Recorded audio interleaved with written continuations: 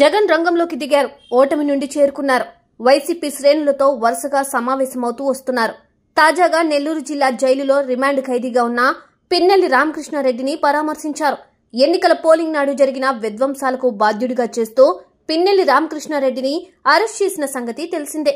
ఈ నేపథ్యంలో ఆయన్ను పరామర్శించిన జగన్ మీడియాతో మాట్లాడుతూ చంద్రబాబు సర్కార్కు సుత్తిమెత్తగా హెచ్చరించారు. కక్షపూరిత రాజకీయాలు చేస్తే ఊరుకోమని స్పష్టం చేశారు. యాక్షన్ కు రియాక్షన్ ఉంటుందన్న విషయాన్ని గ్రహించుకోవాలన్నారు.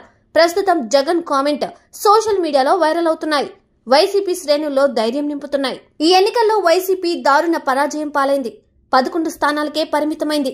కనీసం ప్రతిపక్ష హోదా దక్కలేదు. మరోవైపు చూస్తే రాష్ట్ర వ్యాప్తంగా వైసీపీ శ్రేణులపై దాడులు పెరిగాయి. కేసులు నమోదవుతున్నాయి.